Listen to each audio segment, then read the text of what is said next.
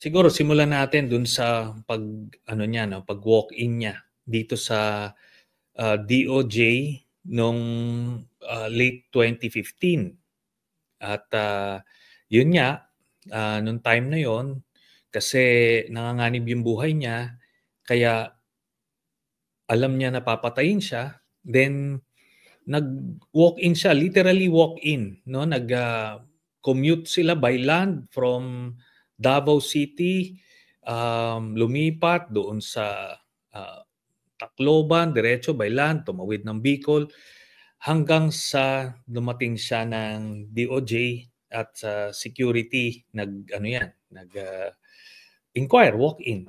So, vinet sila ng DOJ.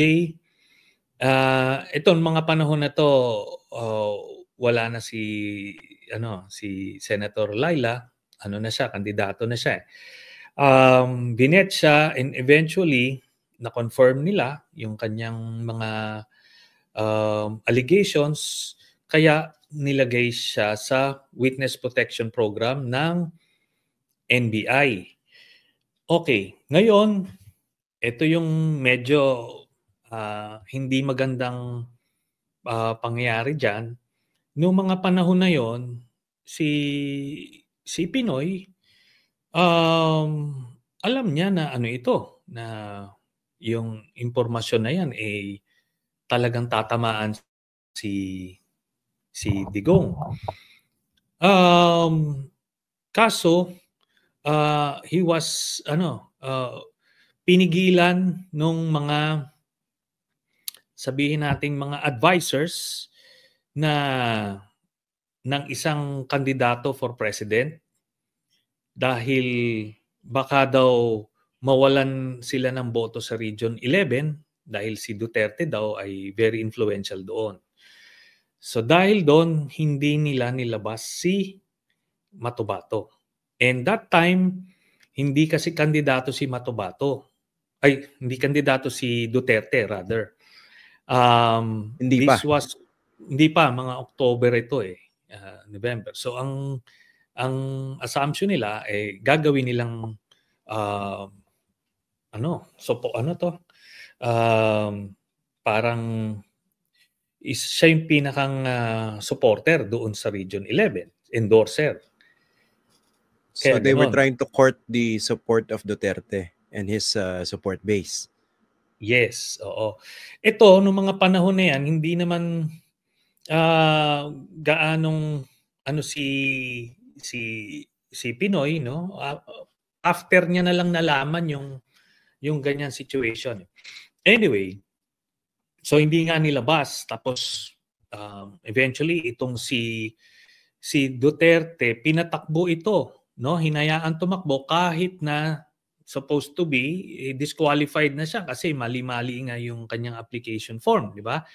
Yung COMELEC, was supposed to decide na i-disqualify ito, kaso may mga magagaling na naman na advisors nitong isang presidential candidate na sinabing ano daw, hayaan daw tumakbo para daw mabawasan ng boto si Senator Grace Poe who was, at that time leading.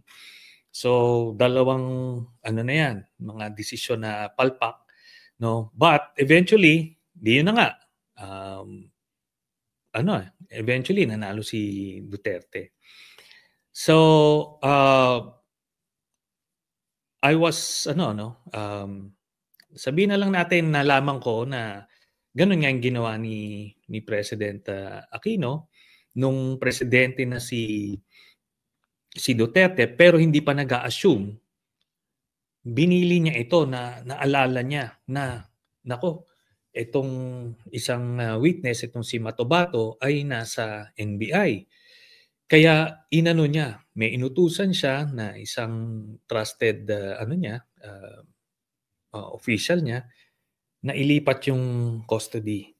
Tapos naganap siya ng paglilipatan, naganap siya ng, isang senior member ng Catholic Church na kakilala niya at pumayag naman kaagad 'no. Kaya do'n mo rin makikita yung nature ng Catholic Church regardless nung kung ano man yung, mga, ah, kakulangan niya or flaws, but still as a refuge ginagampanan niya. So kinupkop, nilipat, tapos yun na nga, nag-assume na si Duterte as president. At immediately hinahanap niya yan si Matobato, nalaman nila.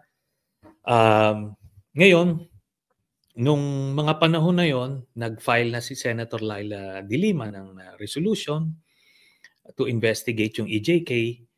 Ang itong senior member ng Catholic Church, since nape-pressure na sila kasi hinahunting na nga noon, tapos nagpapatayan na noon. So nung nagsimula na investigation ni Sen Laila, tinurn over kay Sen Laila, no? Siya naglabas sa committee, and eventually humingi naman siya ng tulong kasi sabi niya wala siyang capacity to provide sanctuary kay Matobato. So from that time, namin siya, kinupkup namin siya, at all the time na naghihiring, so inaano natin siya, pinoprovide natin ng safe house and security. Then nakulong si Sen Laila, ito na ngayon, no? Issue sila una ng warrant of arrest diyan kay Matobato. Pero bailable pa lang yung illegal possession of firearms. So we were forced to turn him over temporarily habang nagpo-post siya ng bail. Kasi yun na, no? Nila yan, pretext para ma-hunting. So dinurn over namin sa custodial center para habang inaantay yung bail. Then eventually nakuha yung bail. Nung pagkuha ng bail, nakatago siya ulit. Then eventually naglabas ng warrant na non-bailable for kidnapping.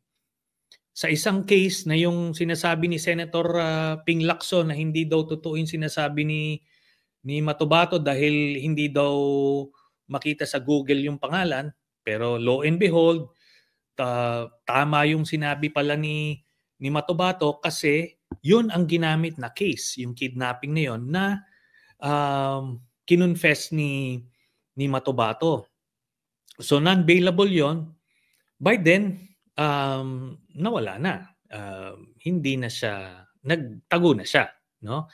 Ngayon, kung saan siya napunta, sino naghawak sa kanya, hindi na natin masabi yon. Pero eventually, ay napunta siya sa mga pare ulit, the past year, yung last year niya ay napunta siya sa mga pare ulit sa Catholic Church, provided refuge ulit, no? Until ito na nga, lumabas na siya. So ganun po yan.